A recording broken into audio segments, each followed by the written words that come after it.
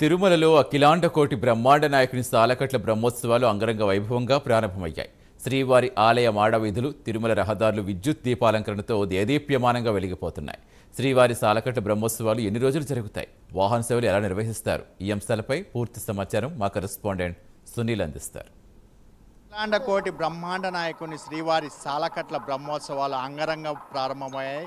ముఖ్యంగా ఈరోజు ధ్వజారోహణంతో మొదలైన బ్రహ్మోత్సవాలు ముఖ్యంగా చివరి రోజు చక్రస్నానంతో ముగియనున్నాయి. ప్రధానంగా ఈరోజు శ్రీవారి ఆలయం పరిసరాలు చూసినట్లయితే ఇప్పటికే భారీ స్థాయిలో ఏర్పాట్లు చేసేది టీటీడీ. ముఖ్యంగా స్వామివారి విద్యుత్ దీపాలంకరణ కావచ్చు, ప్రధానంగా అలంకరణ స్వామివారి రూపంతో ఉన్నటువంటి అలంకరణలు ప్రత్యేక ఆకర్షణగా నిలబడ్డాయని చెప్పచ్చు. ముఖ్యంగా శ్రీవారి వాహన సేవలు చూసుకున్నట్లయితే ఈరోజు అంటే 4వ తేదీ రాత్రికి పెద్ద శేష వాహనంపై మలయప్ప స్వామి భక్తులకి దర్శనమివ్వనున్నారు. రేపు ఉదయం అంటే 5వ తేదీ ఉదయం చిన్నశేష వాహనంపై స్వామివారు భక్తులకి కటాక్షిస్తారు. తర్వాత రాత్రికి 5వ తేదీ రాత్రికి హంసవాహనంపై శ్రీవారు మాడవీధుల్లో విహరించినట్లయితే తెలుస్తుంది. మరోవైపు 6వ తేదీ ఉదయం చూసుకున్నట్లయితే సింహవాహనం, రాత్రికి 6వ తేదీ రాత్రికి ముత్యపందిరి వాహనం, 7వ తేదీ ఉదయం కల్పవృక్ష వాహనం, 7వ తేదీ రాత్రికి సర్వభూపాల వాహనం, 8వ తేదీ ఉదయం మోహిని అవతారంపై విహరిస్తారు స్వామివారు. రాత్రికి అత్యంత స్వామివారికి ఇష్టమైన వాహనం గరుడ సేవపై స్వామివారు కటాక్షిస్తారు.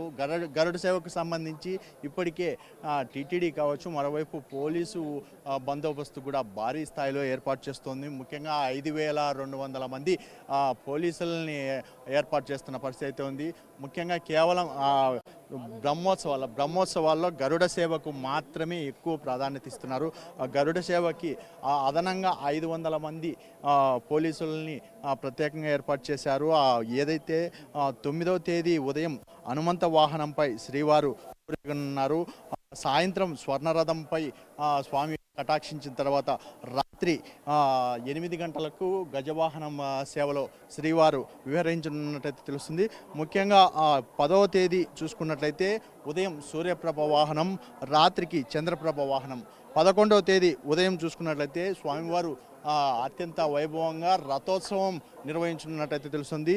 11వ తేదీ రాత్రికి అశ్వవాహన సేవలు పూర్తయితే ముఖ్యంగా స్వామివారి వాహన చూసుకున్నట్లయితే ఈరోజు మొదలయ్యేటువంటి వాహన సేవలు అశ్వవాహన సేవతో ముగుస్తాయి.